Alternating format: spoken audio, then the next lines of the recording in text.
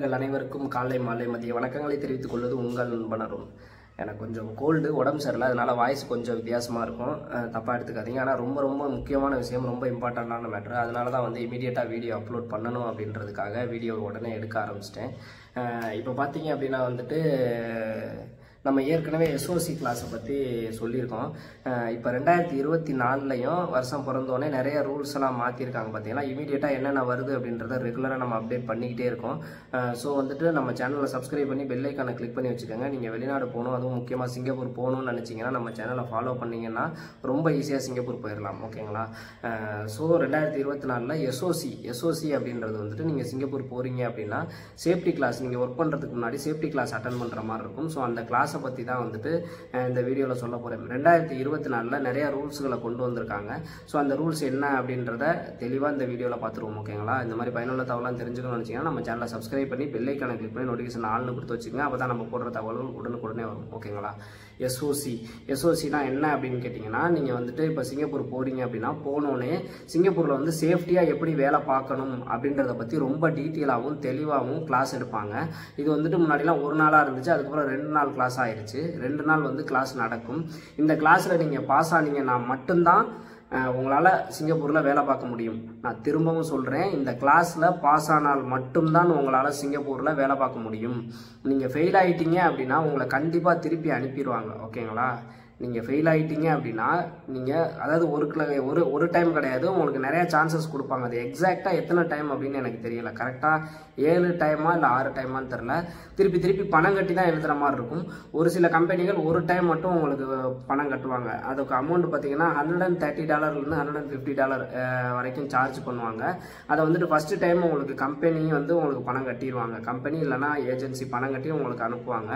2வது டைம் 3வது டைம்லாம் நீங்கள் அதுக்கு திருப்பி போய் நீங்கள் அந்த கிளாஸ் அட்டன் பண்ணுறீங்க. எஸ்ஓசி கிளாஸ், அதாவது ஃபஸ்ட்டு டைம் நான் ஃபெயில் ஆகிட்டேன், 2வது டைம் 3வது டைம் நான் போய் கிளாஸ் அட்டன் பண்ணுறேன் அப்படின்னா அதுக்கு கம்பெனி தான் பணம் கட்டுற மாதிரி இருக்கும்.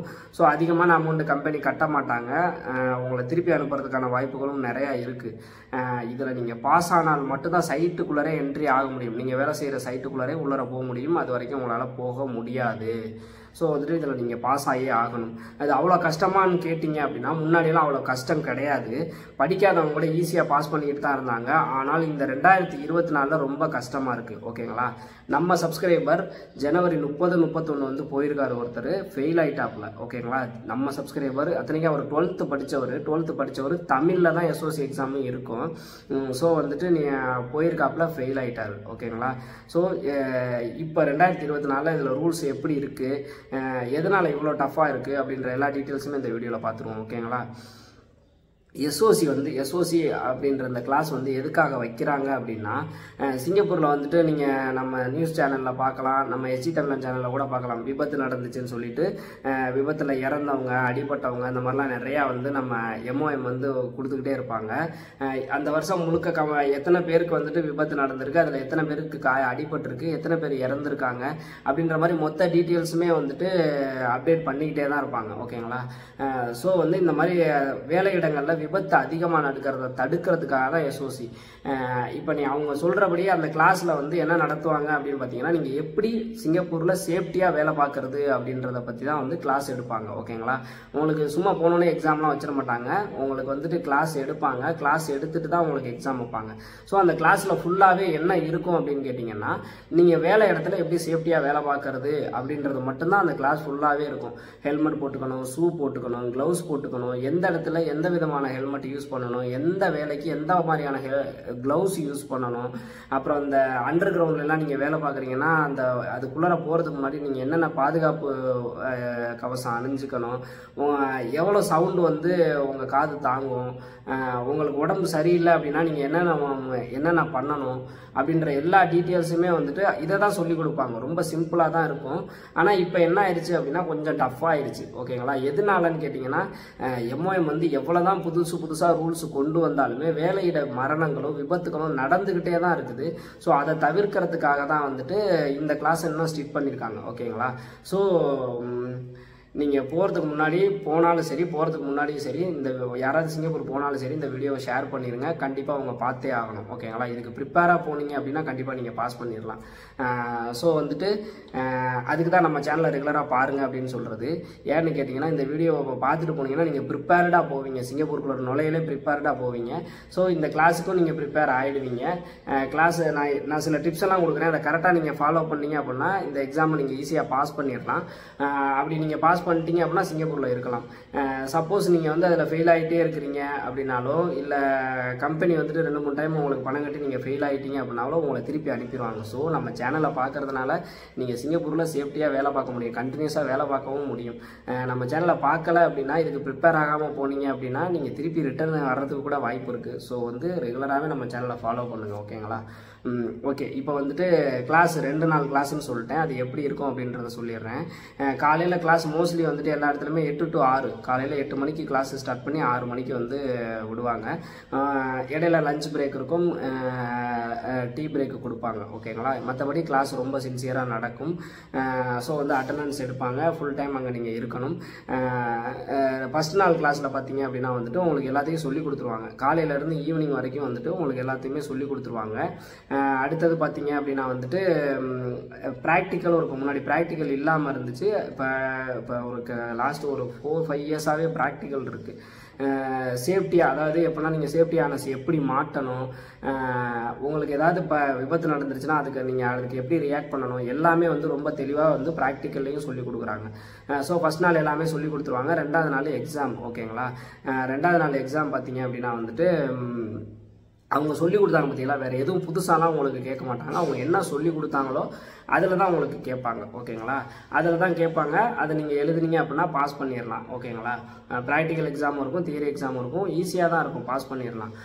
இதை வந்துட்டு முன்னாடியெல்லாம் பார்த்தீங்க அப்படின்னா வந்துட்டு படிக்காதவங்களே சிங்கப்பூரில் வந்துட்டு இது இந்தியாவில் படிக்காமே போவாங்க பார்த்தீங்களா. 5வது படித்தவங்க 6வது படித்தவங்களாம் போனவங்களே பாஸ் பண்ணிக்கிட்டு தான் இருந்தாங்க. ஆனால் இப்போ ரொம்ப டஃப் ஆயிடுச்சு. சூஸ் த பெஸ்ட் ஆன்சர் மாதிரி ரவுண்ட் பண்ணுற மாதிரி தான் இருக்கும். பேப்பர் ஒன்று கொடுத்துருவாங்க, அதில் நம்ம ரவுண்ட் பண்ணுற மாதிரி இருக்கும். கொஸ்டின் பேப்பர் கொடுப்பாங்க, நம்ம ரவுண்ட் பண்ணி பாஸ் பண்ணிடலாம். ஓகேங்களா? படிக்காதவங்களே ஒரு எக்ஸாமில் ஃபெயில் ஆனாலும் அடுத்த எக்ஸாமில் பாஸ் பண்ணிட்டு தான் இருந்தாங்க. ஆனால் இப்போ அந்த நிலம் மாறிடுச்சு. ஓகேங்களா? ஸோ இப்போ இதே தான் கிளாஸு. 2வது நாள் கிளாஸ் முடிஞ்சோடனே 2வது நாளைக்கு 2 மணிக்கு மேலே உங்களுக்கு எக்ஸாம் ஸ்டார்ட் ஆகிடும். இப்போ என்ன பண்ணுறாங்க அப்படின்னு கேட்டிங்கன்னா, அதாவது 2024 என்ன பண்ணுறாங்க அப்படின்னு கேட்டிங்கன்னா, உங்களுக்கு கையில் ஒரு டேப் கொடுத்துட்றாங்க. ஓகேங்களா? அந்த டேப் பார்த்தீங்க அப்படின்னா உங்களுக்கு கரெக்டாக 1 hour தான் டைம்னா 1 hourலேயே வந்துட்டு நீங்கள் முடிக்கலை அப்படின்னாலும் ஆட்டோமேட்டிக்காக அது வந்து சப்மிட் ஆகி உங்களுக்கு ரிசல்ட் வந்துடும். ஸோ நீங்கள் 1 hourல முடிச்சே ஆகணுன்றது ஃபஸ்ட்டு ரூல்ஸ் 2024 வந்திருக்குது. அடுத்தது பார்த்தீங்கன்னா டேப்ல முன்னாடிலாம் பேப்பரில் தான் எழுதிக்கிட்டு இருந்தோம். இப்போ டேப்ல கொடுத்து எழுத சொல்கிறாங்க. இது 2வது. அடுத்தது பார்த்தீங்கன்னா இந்த டேப்ல அந்த ரிசல்ட்டு, அந்த எக்ஸாம் கொஸ்டின் பேப்பர் எல்லாமே டைரக்ட் MOM. ஓகேங்களா? MOM மூலமாகவே அந்த எக்ஸாம் நடக்குது. அதுதான் வந்து இப்போ பெரியதுவே. ஸோ அதனால நிறையா பேர் ஃபெயில் ஆகிட்டு இருக்காங்க. இப்போ இந்த 30-31 போனவங்களில் 10 பேர் எக்ஸாம் எழுதுறதுல 4 பேர் ஃபெயிலு, 6 பேர் தான் பாஸ் ஆகிருக்காங்க. முன்னாடிலாம் ஃபெயில் ஆகுறதுன்றது ரொம்ப ரேரு. ஸோ இப்போ பார்த்தீங்க அப்படின்னா 4 பேர் ஃபெயில் ஆகிருக்கிறாங்க. அங்கே ஃபெயில் ஆனவங்களாம் ஒருத்தர்லாம் 4 டைம் எக்ஸாம் எழுதியிருக்காரு, 4வது டைமும் ஃபெயில் ஆகிருக்காரு. இது மாதிரி இவ்வளவு ரொம்ப ஸ்ட்ரிக்ட் பண்ணிட்டாங்க. இது எல்லாமே நம்ம நல்லதுக்கு தான் பண்ணுறாங்க. ஏன்னு கேட்டிங்கன்னா, நீங்கள் சரியான ரூல்ஸ் தெரியாமல் நீங்கள் போய் வேலை பார்த்தீங்க அப்படின்னா உங்களுக்கே விபத்து நடக்க வாய்ப்பு இருக்குது. நீங்கள் சம்பாதிக்க போயிட்டு கால் கையை இழந்தோ இல்லை வந்து உயிரற்ற உடலாவோ இந்தியாவுக்கு வரக்கூடாது அப்படிங்கிறதுனால நம்ம மேலே நம்ம சேஃப்டியாக இருக்கணும் அப்படின்ற காரணத்துக்காக தான் வந்துட்டு எக்ஸாம் இந்த அளவுக்கு ஸ்ட்ரிக்டாக நடத்துகிறாங்க. ஓகேங்களா? இவ்வளவு நடத்தியுமே வேலையிட மரணங்கள் இன்னும் ஏற்பட்டுக்கிட்டு தான் இருக்குது. கொஞ்சம் யோசிச்சு பாருங்கள். நீங்கள் சிங்கப்பூர் போகிறீங்க, சிங்கப்பூர் போயிட்டு உங்களுக்கு கை போயோ கால் போயோ இந்தியா வந்தாலோ இல்லை உங்கள் உயிருக்கு ஏதாவது ஆயிடுச்சு அப்படின்னாலோ உங்கள் குடும்பம் வந்து அடுத்து என்ன பண்ணும் அப்படிங்கிறத நல்லா யோசிச்சு பாருங்கள். உங்களுக்குன்னு சில எய்ம் இருக்கும். ஸோ உங்களுக்குன்னு சில லட்சியங்கள் இருக்கும். நீங்கள் குடும்பத்தை அப்படி பார்த்துக்கணும் இப்படி பார்த்துக்கணும் அப்படின்ற மாதிரி போவீங்க. அங்கே போயிட்டு இப்படியெல்லாம் நடந்துருச்சுன்னா என்ன பண்ணுறது? ஸோ அதனால தான் ரொம்ப ஸ்ட்ரிக்ட் பண்ணியிருக்காங்க. ஓகேங்களா?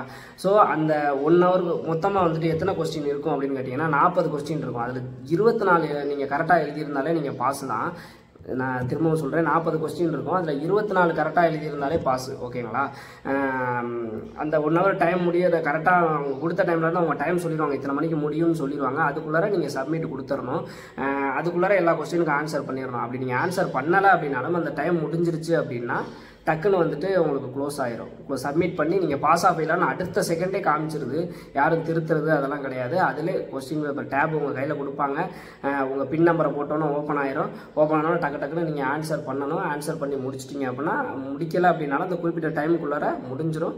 உங்களுக்கு ரிசல்ட் உடனே வந்துடும். திருப்பி நீங்கள் பாஸ் ஆகிட்டீங்க அப்படின்னா வேலைக்கு போயிடலாம். ஃபெயில் ஆகிட்டீங்க அப்படின்னா திருப்பி நீங்கள் அடுத்தது கிளாஸ் புக் பண்ணணும். ஓகேங்களா? இதுதான் இப்போதைக்கு ரூல்ஸாக இருக்குது. ஓகே, இதில் வந்துட்டு நீங்கள் எப்படி பாஸ் பண்ணலாம் அப்படின்றத நான் சொல்கிறேன். அவங்க வந்துட்டு இன்ஸ்டியூட்டில் இப்போ நீங்கள் ட்ரைனிங் போகிறீங்க அப்படின்னா பேப்பர் பேனா அவங்களே கொடுப்பாங்க. அப்படி இல்லைனாலும் நீங்கள் போயில ஒரு நோட்டு பேனா எடுத்துகிட்டு போயிருங்க. ஓகேங்களா? எல்லாருமே வந்துட்டு MOM வந்துட்டு உங்களுக்கு சொல்லிக் கொடுக்குறாங்க பார்த்தீங்களா ஸ்டாஃபு, அவங்களுக்கு வந்துட்டு MOM ட்ரைனிங் கொடுத்துருப்பாங்க. இப்படி தான் நீங்கள் கிளாஸ் எடுக்கணும் அப்படின்ற மாதிரி அவங்க வெல் ட்ரெயின்டு பர்சனாக தான் இருப்பாங்க. சும்மா ஏனோ தானோன்னு எடுக்கிறவங்களால உங்களுக்கு சொல்லிக் கொடுக்கவங்களாம் அலோவ் பண்ண மாட்டாங்க. ஸோ வந்துட்டு அவங்க வெல் ட்ரெயின்டு பர்சனாக தான் இருப்பாங்க.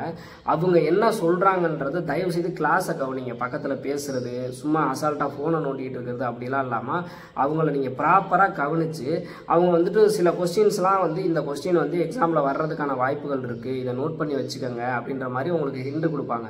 அது எல்லாத்தையுமே எழுதி வச்சுக்கோங்க. ஓகேங்களா? எழுதி வச்சுக்கிட்டீங்க. அதை அவங்க சொல்கிறத கரெக்டாக நீங்கள் கிளாஸை கவனிச்சாலே நீங்கள் பாஸ் பண்ணிடலாம்.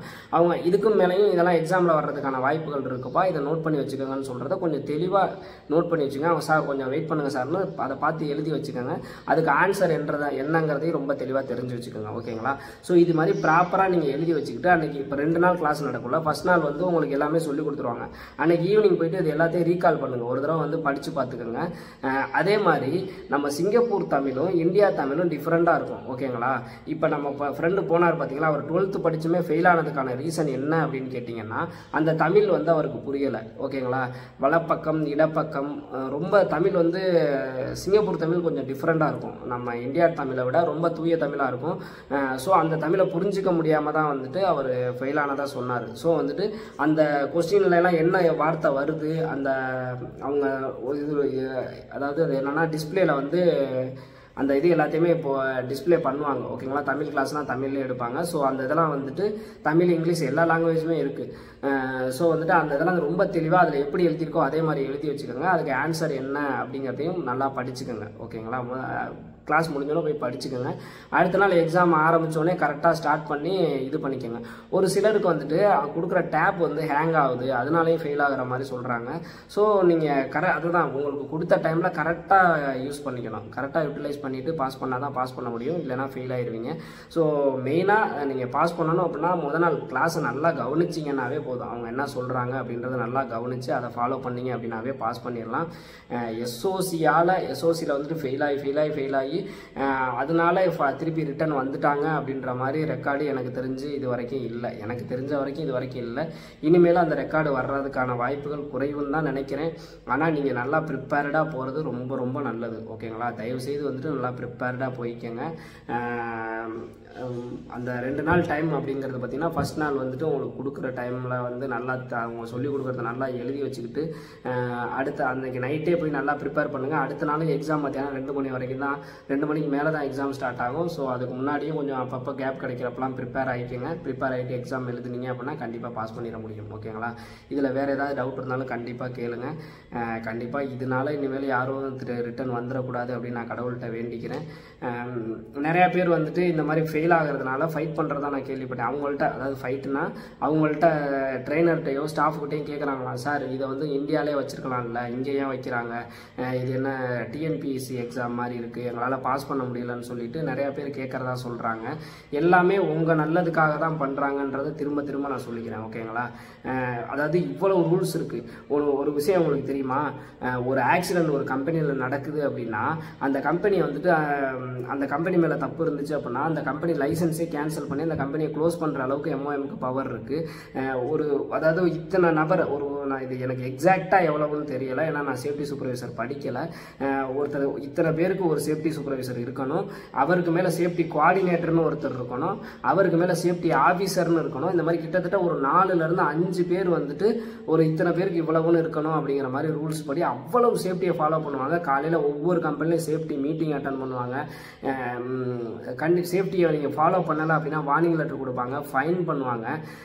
பெரிய பெரிய கவர்மெண்ட் ப்ராஜெக்ட்லாம் நீங்கள் சேஃப்டியை ஃபாலோ பண்ணலை அப்படின்னா உங்களை சைட்டை விட்டு வெளியே அனுப்பிடுவாங்க. திருப்பி அந்த சைட்டுக்குள்ளே உங்களால் நுழையவே முடியாது. அந்த மாதிரி இவ்வளவு சேஃப்டி ரூல்ஸ் இருந்துமே அங்கே இறக்குறாங்க அப்படின்னா அதுக்கு யார் காரணம் அப்படின்னு பார்த்தீங்கன்னா பர்சனலாக ஒவ்வொருத்தவங்களும் நீங்கள் தான் காரணம். ஏன்னு கேட்டிங்க அப்படின்னா எவ்வளோ தான் உங்களை ஒருத்தர் ஃபாலோ பண்ணாலும், எவ்வளோ தான் MOM ரூல்ஸ் போட்டாலும் அதை நம்ம ஃபாலோ பண்ணினால் மட்டும்தான் நம்ம சேஃப்டியாக இருக்க முடியும்.